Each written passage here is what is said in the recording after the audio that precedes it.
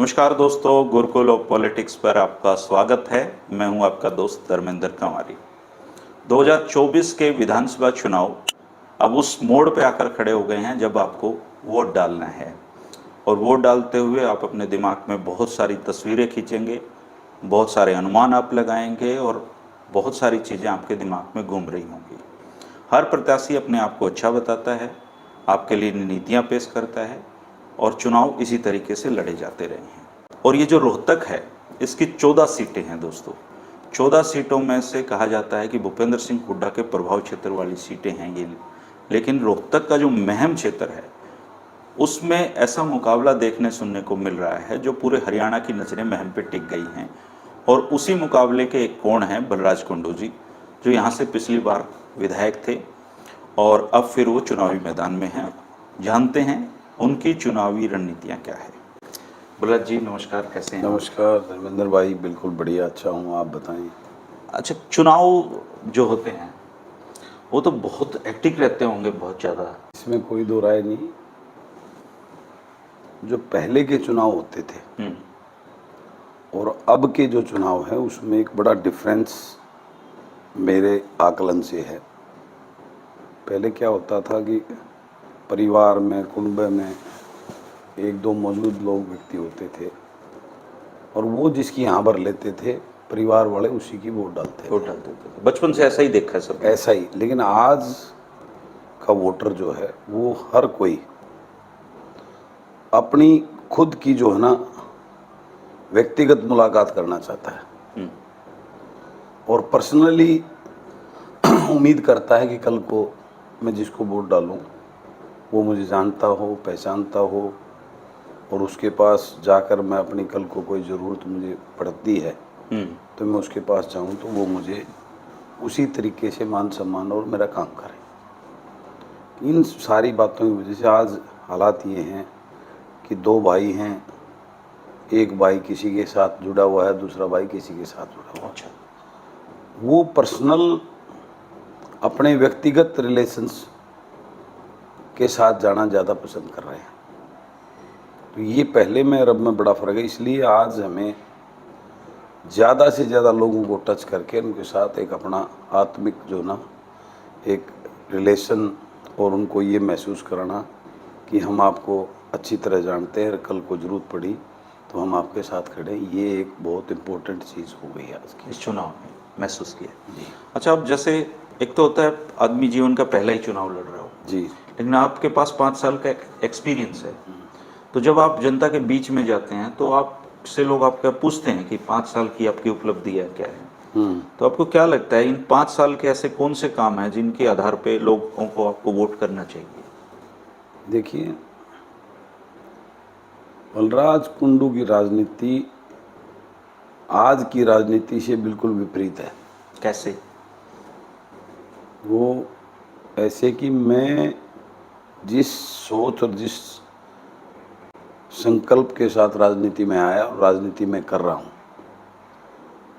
मेरा उद्देश्य लोगों के साथ जितनी उनके मैं काम आ सकूँ, उनकी मदद कर सकूँ, सामाजिक रूप से, व्यक्तिगत रूप से, वही मेरा एजेंडा रहा है। जिसकी वजह से आज 5 साल जिसकी आप बात कर रहे हो, मैं एक विपक्ष का विधायक होने के बाद भी मैं पर्सनल व्यक्तिगत किसी के सरकार से काम नहीं करवा पाया, इसमें कोई दो राय, लोगों को पता है इस बात का। लेकिन फिर भी आज पूरा हल्का मेरे साथ खड़ा है। उसकी वजह यही है, जो सामाजिक ताने बाने के सिस्टम है उसमें मैंने जब भी लोगों ने मुझे याद किया है, मैं उनके हर सुख में दुख में उनके साथ खड़ा मिला हूँ। जो एक मेरा मेन एजेंडा एजुकेशन को लेकर है, लड़कियों को हायर एजुकेशन का तो मेरा ये सबसे बड़ी ताकत है, मैं मानता हूँ, जो लोग कहते हैं। और मैं उसको राजनीति करने के लिए नहीं कर रहा उस काम को, मैं उस काम को दिल और आत्मा से कर रहा हूँ कि हमारी बेटियों को उसका मैक्सिमम बेनिफिट मिले और वो अपनी एजुकेशन लेकर अपने सपने पूरे कर सकें, अपना भविष्य उज्जवल कर सकें। उसी का जो ये है, क्योंकि वो लोग अनेकों कई नेताओं ने छोटे मोटे ऐसे एक आधी बसें चलाई, एमएलए बनने के बाद बंद कर दी, मेरा वो एजेंडा नहीं रहा है। पिछली बार के चुनाव में भी लोगों के प्रतिद्वंदी जो हमारे थे, कांग्रेस के थे, बीजेपी के थे, वो इस बात का ही प्रचार करते थे कि बसें जो है ना एमएलए बनने के लिए चला रखी है और एमएलए बनने के बाद बंद हो जाएंगी। लेकिन आज उनके पास में इस बात को कहने को उनके पास शब्द नहीं, क्योंकि पिछली बार जो मुहिम में जो बसें चल रही थी, मैंने अनाउंसमेंट की हुई थी कि बेटियां पढ़ेंगी तो जो उनकी रिक्वायरमेंट होगी इस टाइप की कन्वेंस की, मैं उसको पूरी करूँगा सेफ्टी के लिए, उनके जो है उसके लिए। अब वो 18 कर दी। अच्छा, अभी आपकी 18 बसें चल रही हैं। पिछले चुनाव में विधायक में बना जब 9 बसें थी। आज जो है ना वो हर साल मैंने जो रिक्वायरमेंट मेरी उन छोटी बहनों के फ़ोन आते थे, भैया हमें तो जगह ही नहीं मिलती, क्योंकि हर साल जो एडमिशन्स हुए हैं उसकी रेशो अगर आप देखेंगे मैम की, तो हर साल वो बढ़ती गई है। पिछली बार अगर 100 लड़कियां थी तो इस बार वो लड़कियों की संख्या बढ़कर 150 हो गई है, 125 हो गई है, वो हो गई। हर साल वो रेशो बढ़कर, ठीक है, करीबन जो 9 साढ़े 9 साल पहले जब ये बसें चलाई थी तो मैम की लगभग 33-34% गर्ल्स हायर एजुकेशन के लिए जाती थी।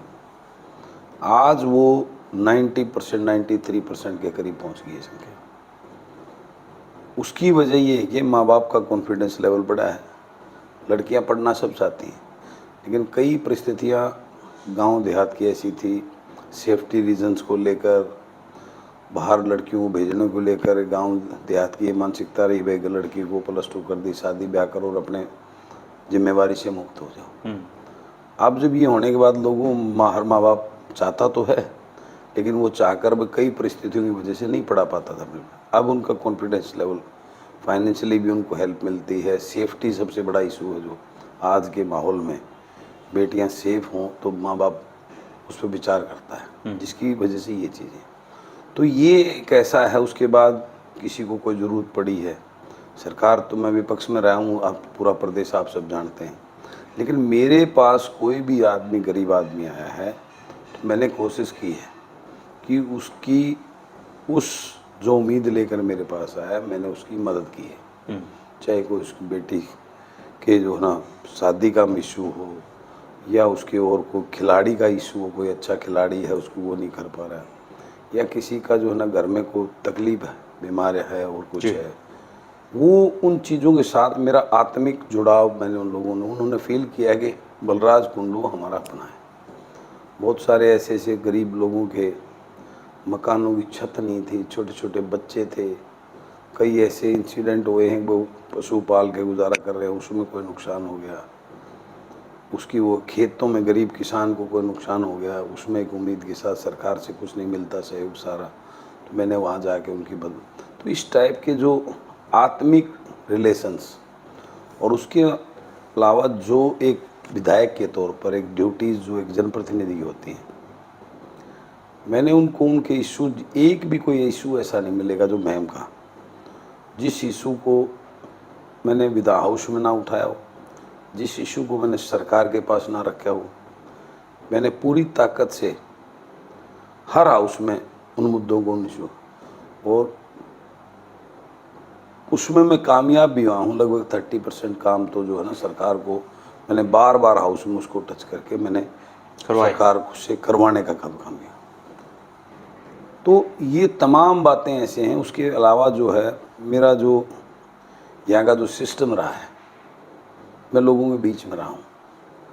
शायद मैं कहता हूँ हरियाणा का, बहुत बड़ी बात तो नहीं कहनी, हरियाणा का मैं इकलौता ऐसा विधायक होऊंगा जिसने 4-4 दफ्तर, हल्का तो हमारा भौगोलिक परिस्थिति देखेंगे तो बहुत, मेरा हल्का बहुत अच्छा एक स्क्वायर में, ट्रायंगल में हल्का है, तो उसमें महम अलग ऑफिस है, लाखन मादर अलग ऑफिस है, रोहतक के पास जहाँ से मेरी विधानसभा शुरू होती है वहाँ अलग ऑफिस है, चौथा ऑफिस मेरे घर पे है, जो आज की उसमें जो बेसिक रिक्वायरमेंट है, लोग आते हैं, कोई फैमिली आईडी बनवानी है, आधार कार्ड बनवाना है, नो कुछ फसल का उसका ब्यौरा देना है, जो आजकल सारा सिस्टम पोर्टल पर ऑनलाइन होता है। तो मैंने अपने ऑफिस में वो चीज़ें प्रोवाइड करी। यहाँ कंप्यूटर वाले लड़के बिठा रखे हैं, वो जो है उनका कोई भी जो बनना होता है उसको भरते हैं। कोई सरकारी 20-30-50 रुपये लगते हैं, आज तक कभी किसी से पैसा नहीं लिया। यहाँ बैठने को मेरे बड़े भाई अवेलेबल रहते हैं हर रोज़ पूरा, उनके सुख दुख में जाके पहुँचते हैं। मैं रहता हूँ, मेरी मिसेज रही है, तो पूरे परिवार ने उनके साथ एक कनेक्टिविटी जो है ना वो प्रॉपर बना के रखी है, जिसकी वजह से जब भी उनको एक ज़रूरत पड़ी है कि भाई हमें, तो वो लोग पहुँचते हैं तो उनको अटेंड करने वाला कोई ना कोई मिला है। एक गैप कभी नहीं होने दिया हमने पब्लिक का, लोगों के और हमारे बीच का इसमें। तो ये तमाम बातें ऐसी हैं जिससे हमारा एकात्मिक जुड़ाव और अपनापन आपको लगता है कि इन बातों पे आपको लोग वोट करना चाहिए, करेंगे लोग? हैं नहीं, वो जुड़ाव इसलिए है, जैसे किसान आंदोलन की बात करें, हमारा जो है ना कृषि बाहुल्य क्षेत्र है, यहाँ पे लोग जो है ना कृषि पे आश्रित ज़्यादा हैं, उनकी भावनाएं किसान उसमें जुड़ी हुई है। तो उस आंदोलन में मैंने एक किसान, क्योंकि मैं पैदा किसान के घर में हुआ हूँ, तो मैंने खेती की है, सारी चीज़ें मुझे पता है, सारी चीज़ों उन तकलीफ़ों का पता है, मैं गांव में पैदा हुआ हूँ।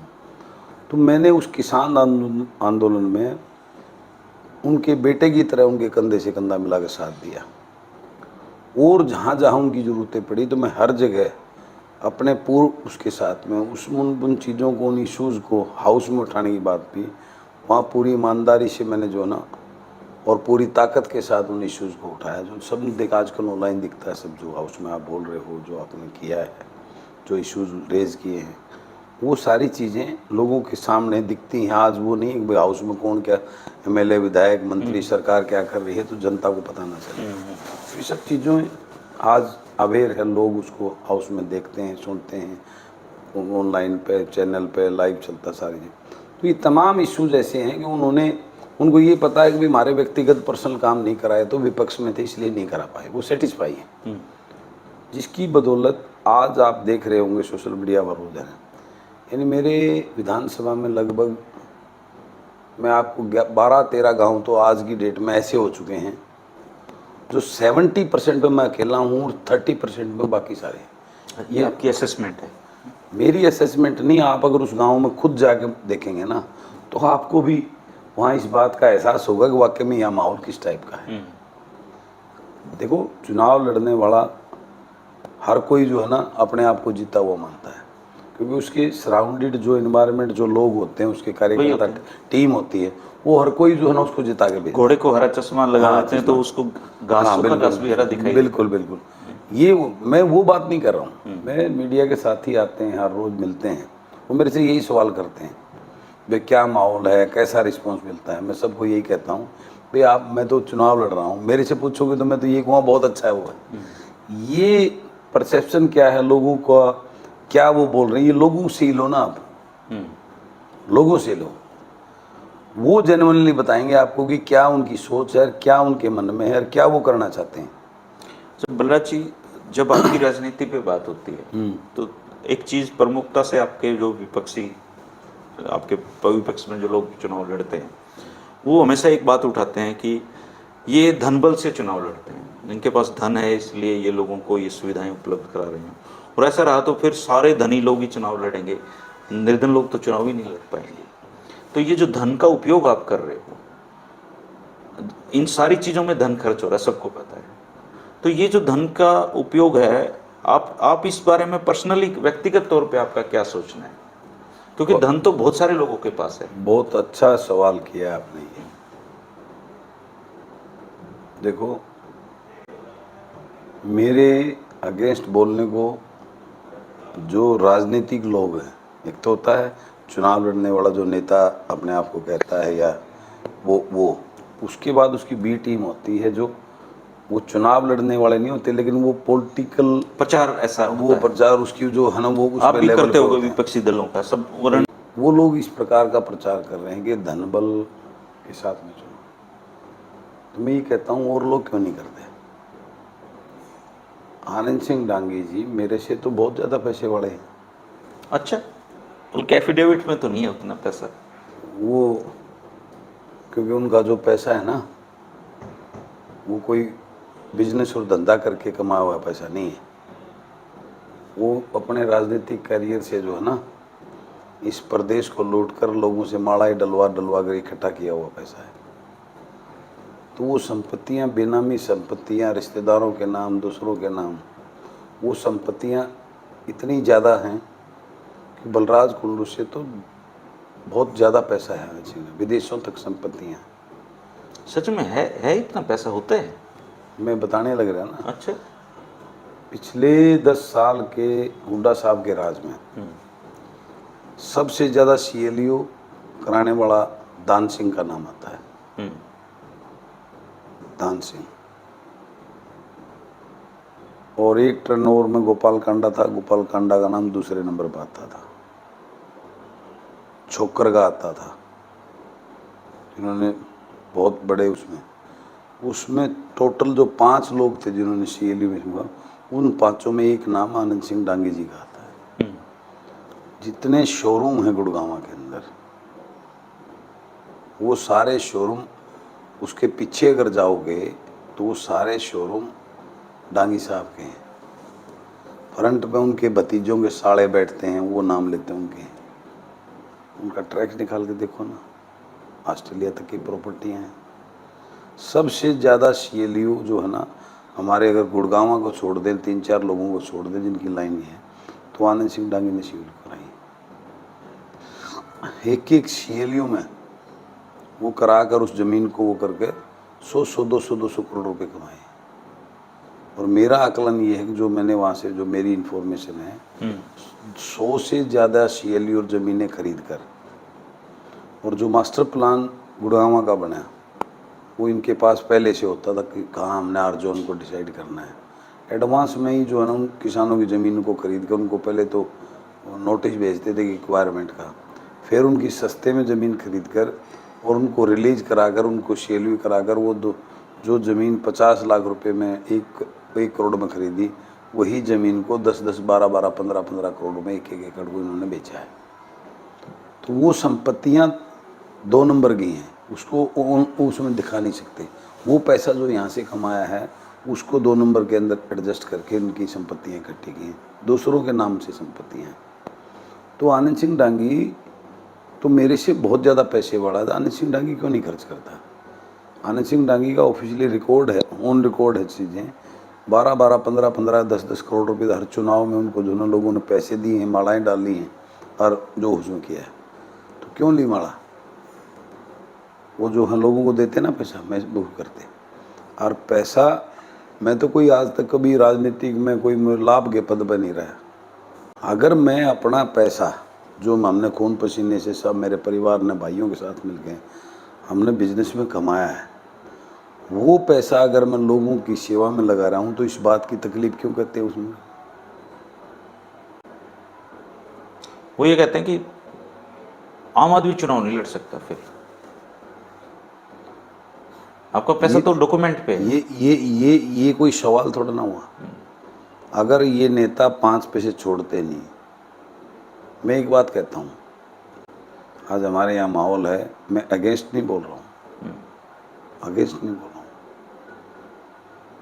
हुड्डा फैमिली, दीपेंद्र भाई के हुड्डा साहब हैं, उनके सामने तो मैं पैसे के मामले में भी, वो बड़े नेता हैं, उस मामले में मेरा तो कद कुछ भी नहीं। 4 बार वो यहाँ पे आ चुके हैं, 2 बार बड़े हुड्डा। नहीं, मैं वैसे बात मैं एक बात जनरल परसेप्शन और बता रहा हूँ। मैं इस बात का दावा करता हूँ, ठीक है, वो मुख्यमंत्री रहे हैं, बड़ा राजघराना है, बड़ी वो है, लेकिन मैं इस बात को वो उसके साथ कहता हूँ, दीपेंद्र हुड्डा भाई ने या हुड्डा साहब ने या उसके परिवार ने मेरे महम के अंदर, कलोई के अंदर, अगर व्यक्तिगत रूप से, अब वो विपक्ष में है 10 साल से, पहले से था, आप 10 साल में 10 आदमी बता दो जिनकी व्यक्तिगत रूप से अपने घर से उन्होंने किसी की मदद की हो। उनके पास पैसे की कमी है, मैं तो चीटी हूँ उनके सामने पैसे के मामले में, वो पैसे वाले नहीं है। आपका ये कहना है कि आप अपने धन का सदुपयोग कर रहे हो? मैं नहीं कह रहा, ये तो आप आकलन करो, लोगों से पूछो। चौटाला फैमिली से कितना पैसा उनके पास आता संपत्ति, मैं तो कुछ भी नहीं हूँ उनके सामने। पैसे वालों की जो बात कर रहे हैं, फिर क्यों करवा रहे हैं उनको राजनीति? लोग क्यों उनको मुख्यमंत्री की बात मान रहे? ये तो किसी गरीब को लाए मुख्यमंत्री, उसी को बनाए।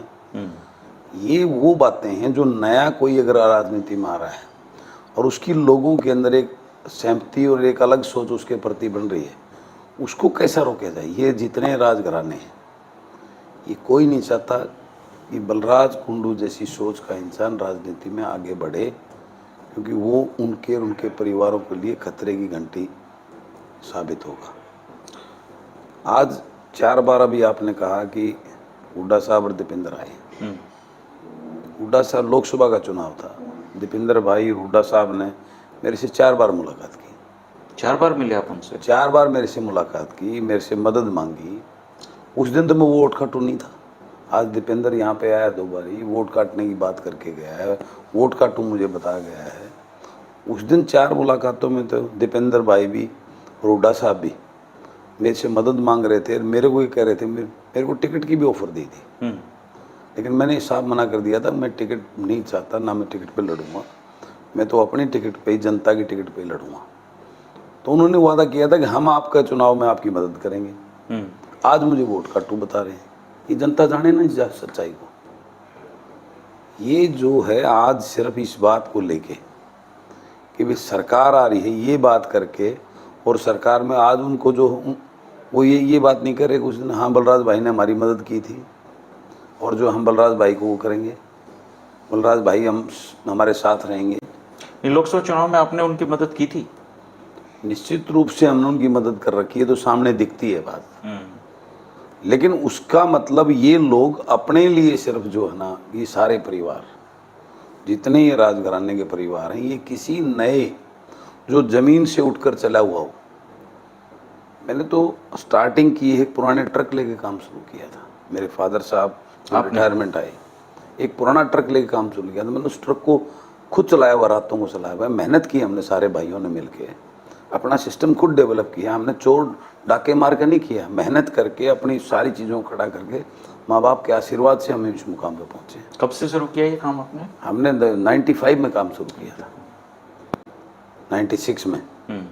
तो हम कोई पॉलिटिकल बेनिफिट, पॉलिटिकल पद से जो है हमने नहीं किया, हमने धरातल पर रह के दिन रात मेहनत करके हमने किया। और आज मैं उस बात को अगर सामाजिक उसमें उसका वो लगाता हूँ, तो अपनी आत्मा और दिल से लगाता हूँ।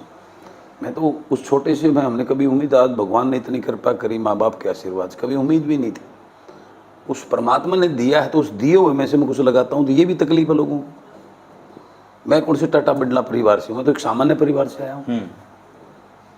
तो इस प्रकार की बातें सिर्फ ये प्रचार है कि ये आ गया जो मेरी टाइप की कार्यशैली है। ये तो राजा है, जनता को ऐसे ऐसे वाले लोग चाहिए, इनको जो आशीर्वाद। ये तो वो लोग हैं, उन्हीं लोगों को टिकट देते हैं। मुझे कहना नहीं चाहिए, एक जनप्रतिनिधि की ये बात है, ठीक है क्या, जो ये कहे मेरे तो भगवान जो है ना ये है। एक पिछली बार का चुना हुआ एक आदमी, और वो चुन के आप वो ये कहता है कि मेरे तो भगवान यही है। यानी भगवान के लेवल का दर्जा देना एक इंसान सिर्फ अपने स्वार्थ के, क्योंकि एक ऐसे इंसान को उठा के MLA बना दिया जो कहीं भी डिजर्व नहीं करता। तो इस टाइप की राजनीति जब तक बंद नहीं होगी। अब मैं जनता से पूछता हूँ, आप बुद्धिजीवी लोग हो, आकलन करो, जितने लोग विधानसभा में जा रहे हैं वो सिर्फ पार्टी के नाम पर नेताओं की ब्लेसिंग की वजह से जा रहे हैं। उनमें कितने % लोग हैं जो डिजर्व करते हैं जनप्रतिनिधि बन के जाएं?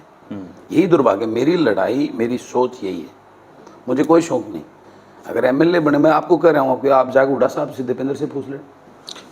अगर मुझे MLA बनने का ही शौक होता तो मैं कांग्रेस की टिकट के लिए तो लोग पता नहीं पागल हो घूम रहे थे, और मुझे खुद दे रहे। मतलब बहुत 2-3 बातें बहुत नई हैं मेरे लिए। तो आपको टिकट दे रहे थे? मेरे को टिकट दे दे। टिकट में कहा टिकट मुझे चाहिए नहीं। मैंने उनसे ये कहा था, भाई टिकट आप बन के, मैं MLA नहीं बनना चाहता, मैं कुछ करना चाहता हूँ जनता के लिए। और वो आप अगर CM बनोगे तो मैं MLA का MLA रहूँगा। मैं चीज़ें, मैं MLA बनने के लिए राजा, MLA तो मैं बना था ना, और मुझे पैसे का धन उसका लालच वो होता तो मैं अभी कमा लेता। गोपाल कांडा की तरह मैं भी CLU लेके करवा के ले आता। और बड़ी आपने एक भी CLU नहीं कराई इस सरकार ने? कोई, मैं दूर दूर तक भी नहीं। तो मैं वो करवाता, पैसे कमाता, पूरी उसके साथ में करता। मुझे क्या जरूरत थी? आज मेरे ऊपर इतने केसेस हैं बीजेपी की है, मेरे भाई इनकम टैक्स ED का रेड, कितना बड़ा नुकसान है, मेरे टेंडर कैंसिल, मेरे भाइयों को कितना प्रताड़ित किया, तो कितना नुकसान बीजेपी। वो तो कहते हैं आपने मनीष ग्रोवर के खिलाफ जो किया उसका आपको देखो, मनीष ग्रोवर का मेरा व्यक्तिगत कोई दवेश नहीं है। ना मेरा वो जो है ना मेरे हलके में वो है, वो दूसरा हलका है, ना मेरी उसकी संपत्ति कोई वो है, ना मैं उसका बिजनेस पार्टनर हूँ, ना मेरा वो पड़ोसी है। कहीं भी इनडायरेक्टली जो है ना मनीष ग्रोवर से मेरा कोई द्वेष नहीं। मेरा द्वेष उसकी लूट और झूठ से था। उसने जो माहौल जो एक व्यक्तिगत रूप से जो है ना हमारे लोगों को टारगेट किया, उसने परेशान किया, नुकसान किया है। हमारे जो है ना सामाजिक ताने बाने में जहर घोलकर उसको जो ना बर्बाद करने का काम किया है। मेरी उसके साथ लड़ाई उन मुद्दों पर, उन इश्यूज पे थी। व्यक्तिगत मेरा क्या है मनीष का, मेरा कुछ नहीं, नथिंग। ना व्यक्तिगत कभी को उसने मेरे को इस राजनीतिक उसमें ही उसने मुझे जो अपनी पावर और उस अहंकार में नुकसान किया होगा जो मैं उसके सामने आया, लेकिन मुझे उन बातों से कोई नहीं। मैं उसके कर्मों के खिलाफ था, मनीष ग्रोवर के खिलाफ नहीं था। रथ जी, अगर आप चुनाव जीतते हैं जी, तो जैसा पुराने रोहतक में माहौल है, या कह रहे हैं कांग्रेस का माहौल है, तो बलराज कुंडू का समर्थन, क्योंकि पिछली बार तो आपने किसी को समर्थन दिया नहीं। नहीं, मैंने पिछली बार समर्थन दिया था धर्मेंद्र वापस ले भाई, लिया। मैंने समर्थन बीजेपी को दिया था। मैंने उनकी कार्यशैली और उस चीज को देखकर 3.5 महीने बाद समर्थन वापस लिया। हालांकि आपने राज्यसभा चुनाव में उनको इनडायरेक्टली आपकी तरफ से मदद हुई, ऐसा लोग कहते हैं। मैं आपको एक बात और बताता हूँ, आज आपने ये बात की है जो इस प्रकार का प्रचार किया, मैंने तो अपनी वोट का जो प्रयोग ना करना वो हुड्डा साहब के कहने से किया था।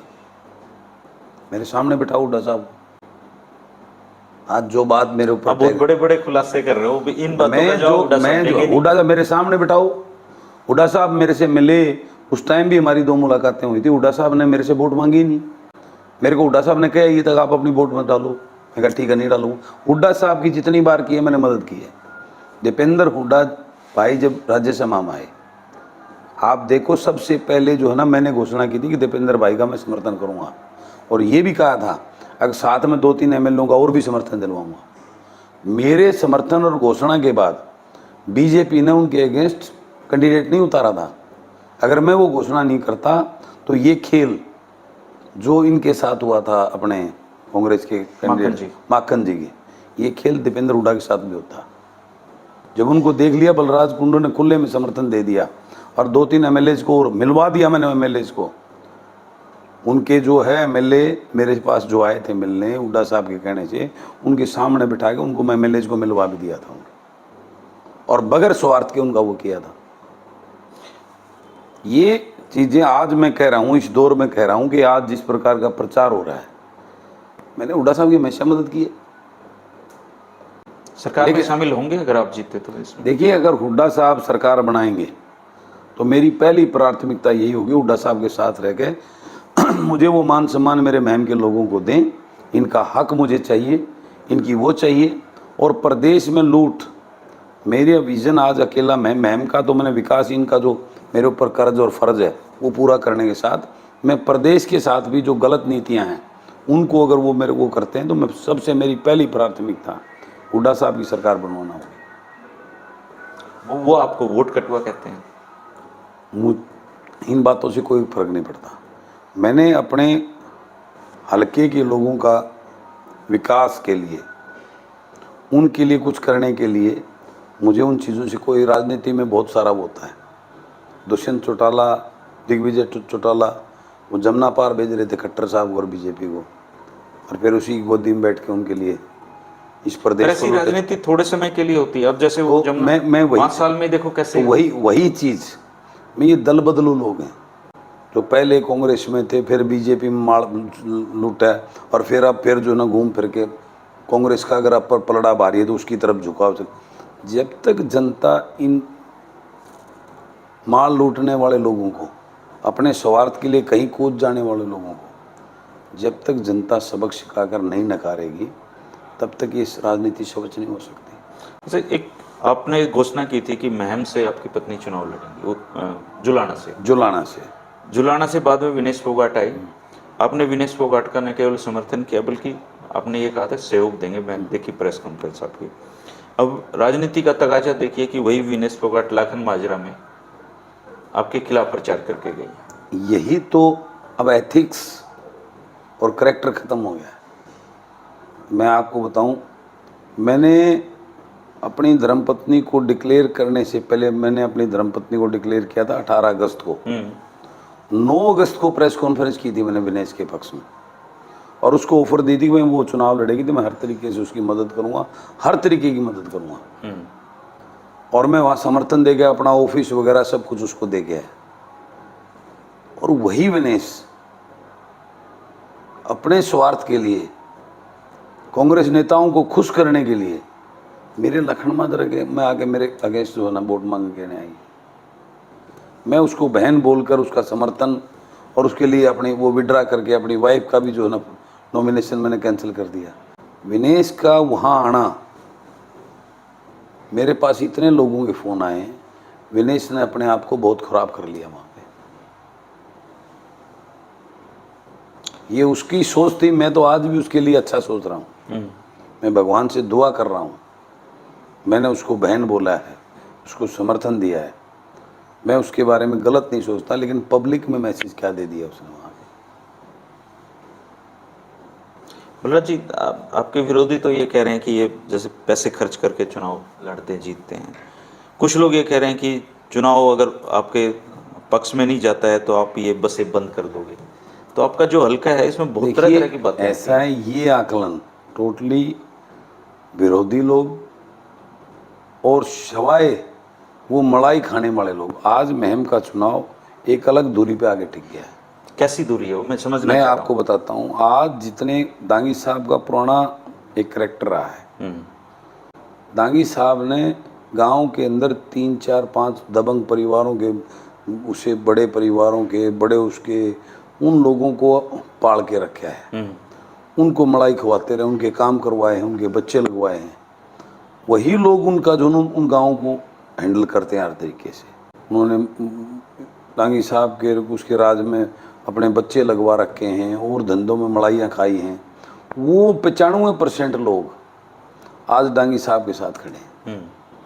दीपेंद्र की हाजिरी लगाने वाले हैं, आनंद सिंह डांगी की हाजिरी लगाने वाले हैं। और वही लोग, एक आम आदमी, सामान्य आदमी, किसान, आप उसको फुर्सत ही नहीं अपने किसानी करने से। एक गरीब आदमी मजदूरी करके, छोटी को और कुछ करके, छोटी दुकान वो करके, वो अपने बच्चों को पालने में उसको कहाँ फुर्सत है। ये जो 2-3% वाले लोग हैं ना हल्के में सारे गाँव में, उसमें वो लोग ये सुबह शाम उनका यही इसी प्रकार की मूवमेंट को जन्म देना, इसी प्रकार की बातों को समाज में फैलाना, वो करना।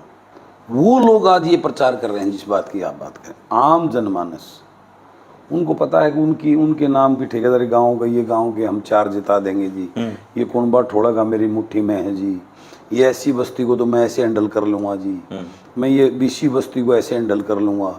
उन बीसी एससी के 1-2 आदमियों को उन्होंने अपना चेला बना रखा है, उनको भी थोड़ा बहुत सिस्टम रखते हैं, वो उनके आगे लिए काम कर। आज महम का चुनाव ये चौधरी जो दौड़पोश वर्सेस आम जनता हो गया है। अच्छा, मैं आपको बताऊं, महम में चार कोणी मुकाबला है। महम में कोई 4 कोणी मुकाबला नहीं है। महम के अंदर कांग्रेस ने का ये बड़ी स्ट्रेटजी से चुनाव लड़ते हैं, शातिर लोग हैं, षड्यंत्र से चुनाव लड़ते हैं। डांगी साहब ने 2014 का चुनाव कैसे जीता? 2014 का चुनाव जीता कि बाबा जी को हाइप कर दिया, बाबा जी जीत रहे हैं, बाबा जी जीत रहे हैं। और बाबा जी के काफिले में अपनी पूरी टीम भेज दी, ट्रैक्टर भेज दिए, उनका काफिला दिखा दिया। जो एक न्यूट्रल वोट होता है ना, वो न्यूट्रल वोट को ही दिखा दिया। वो बाबा जी की वोट डाल दी। बाबा जी थे तीसरे नंबर पर। वो वोट डाइवर्ट होने से वो जो वोटें जानी थी उसकी तरफ, शमशेर की तरफ, वो शमशेर को ना जाके बाबा जी को चली गई, तो वो गैप करके बीच से निकल गए। अब वो ट्रायंगल जो मुकाबले की जो बात कर रहे हो आप, वो अब फिर ये प्रचार कर रहे हैं। अब राधा अलावत पे राधा अलावत पे आप गांव में ही आकलन करो। गांव में राधा अलावत के 200-150 वोट, 2 गांवों को छोड़कर, खरखड़ा और कुछ वोट बड़म्बा में, बाकी ऑन एन एवरेज, बाकी पूरे हल्के ही में ये कदम 150 और 200 के बीच में एवरेज नहीं आनी है गाँव की। 200 भी लगाए तो 40 गाँव के 7-8 हज़ार, इन दोनों गाँव से 3-4 हज़ार वोट यहाँ आ जाएगी। 10 और 12 के बीच में राधा अलावत वो करेगी। और मुझे लगता है कि 2 दिन से जब उसका बीजेपी का अब तक वो ड्रामा कर रही थी, बीजेपी में जाऊंगी फलाना, बीजेपी ने भी उसको निष्कासित कर दिया 6 साल के लिए दोनों को। तो अब मुझे लगता है वो 10 का आंकड़ा पार नहीं करेंगी। तो आपका कहना है कि आपका मुकाबला, आपका बलराम से मुकाबला सीधा महम आमने का सामने की चुनाव फाइट सिर्फ 2 लोगों में है, बलराज और बलराम। अच्छा, और बलराज ने बहुत पीछे छोड़ दिया है। अब की बार, अब तक के इतिहास का मैं आपको अब तक आपकी क्या कैलकुलेशन, कितने वोटों से चुनाव आप जीतने की सोच रहे हो? देखिए, मेरा आकलन ये है कि 30,000 के आसपास समझो ना। लेकिन वैसे फिगर नहीं, मैं नहीं, मतलब वैसे नहीं फिगर बता रहा मैं ये तो आप 60 भी बता सकते नहीं, ऐसे नहीं। मैं एक बात का मेरे पास जवाब है, मैं जवाब देता हूँ। महम शहर की अगर हम बात करें, पिछली बार मुझे 2400 कुछ वोट मिले थे, 2500 कुछ वोट मिले थे। अब की बार महम शहर का आप खुद आकल जाके पता करो, जितने, वैसे तो हर कोई कैंडिडेट बोलता है, अब की बार महम शहर मुझे पोलिंग का 50% वोट दे रहा है। अच्छा, आधे में आप और आधे में सारे?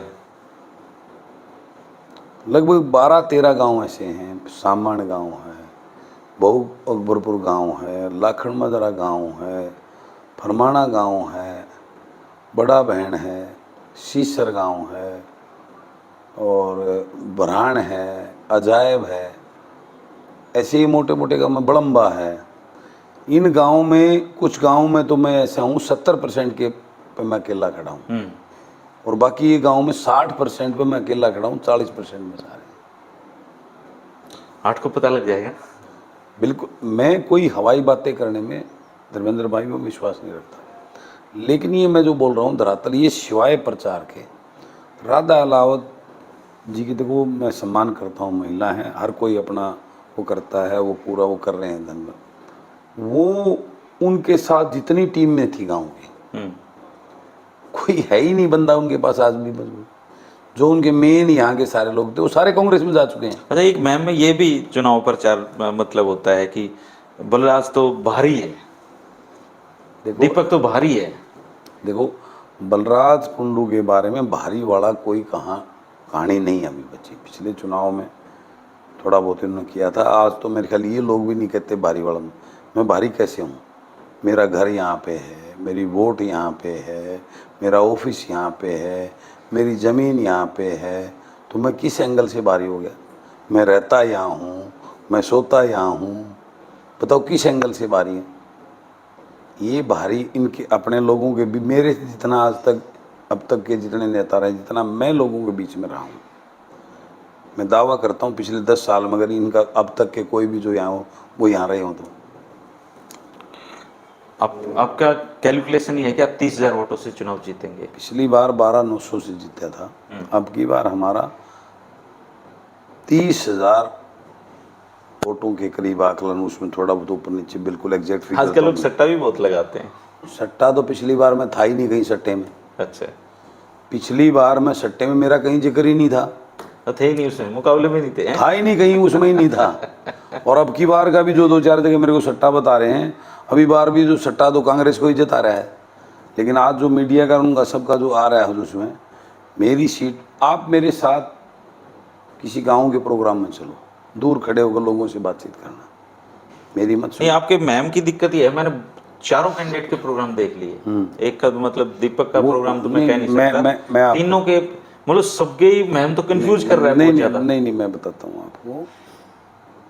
आप जो है, जैसे राधा अला होता है, उसने 300, 350 गाड़ियाँ कर रखी हैं, और उसमें 70% पेड जो है ना, 400 रुपये में दिहाड़ी में वो गाड़ी वाले को ठेका दे रहा है। ऐसे भी होता है? आप खुद जाके महिलाओं से बात करें जो उनके साथ है, जो बोल रहे हैं 400 रोजगार का नया अवसर है ये तो। हाँ, मैं आपको जो आज उनके साथ घूम रही हैं लेडीज महिलाएं,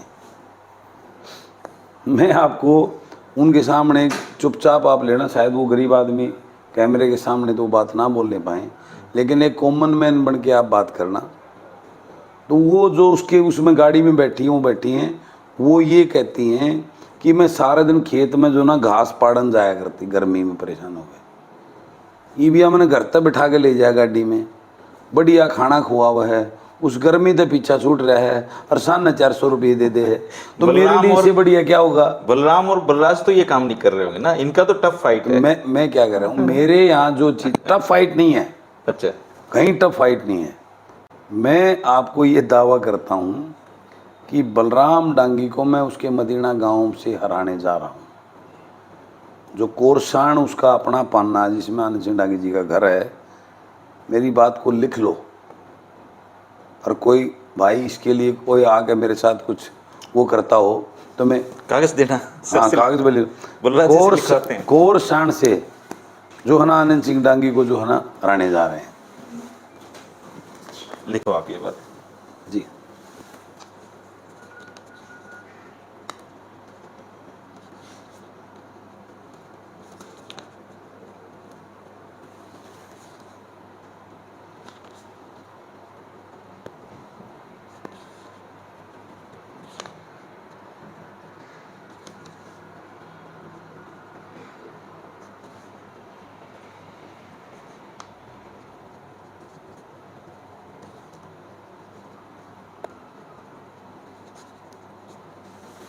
ये जो पुराना रोहतक है, इसका जो महम इलाका है, उसमें बलराज कुंडू जी ने मुझे लिख के दिया है कि वो मदीना गांव से बलराम दांगी जी को हराने जा रहे हैं। हालांकि नेताओं के अपने दावे होते हैं और उनका जो परीक्षा है वो 8 तारीख को होगी। पर मुझे लगता है कि बलराज कुंडू जी ने ये बहुत ही धैर्य से और बहुत ऑनेस्टी से जवाब दिए हैं मुझे। आमतौर पे ये देते नहीं, थोड़ा एग्रेसिव नेता के तौर पे इनकी पहचान है, पर फिर भी सब लोकतंत्र में सबको अपनी बात रखने का अधिकार है और सब लोग रखते हैं। बलराम जी भी रखेंगे, राधा जी भी रखेंगे, ये भी रखेंगे, और फैसला महम की जनता को करना है कि इनके लिए कौन सूटेबल कैंडिडेट है, कौन महम का विकास करवाएगा, कौन महम के लिए अच्छा है। तो इन सारे पैमानों पे लोग इनको परख के फिर वोट देंगे, और वोट बहुत बड़ी ताकत है। तो बलराज जी, आपने हमसे बात की चुनाव में, धन्यवाद। अगर ये मुकाबला इतना कठिन ना होता तो शायद मैं महम आता भी नहीं। मैं आपको धर्मेंद्र भाई मेरी एक चीज़ से आप अंदाज़ा लगाओ, 10 बजने जा रहे हैं और जब टफ मुकाबला होता है, जब तो आदमी भागा दौड़े, मैं कितने रिलैक्स और इजी मूड में आपके सामने बैठा हूँ। मैं और कॉन्फिडेंस नहीं हूँ, मेरे प्रोग्राम में लोगों में जा रहा हूँ, सुबह से पूरा परिवार जा रहा है, लेकिन जितना रिलैक्स मैं सुबह से शाम तक लोगों के बीच में रहता हूँ। मुझे वहाँ सामने मेरे को आप 10 आदमी खड़े कर दो, उसमें राधा अलावत का सपोर्टर ले आओ, कांग्रेस का ले आओ, मेरा ले आओ, आप लाइन में खड़ा कर देना। उन लोगों को ले आओ जिनको मैं जानता नहीं, मैं उनकी लाइन में खड़ा कर दूं, मैं आपको ये बता दूंगा इनमें से ये मेरा सपोर्टर है। उसके चेहरे की फीलिंग, उसकी स्माइल देख के,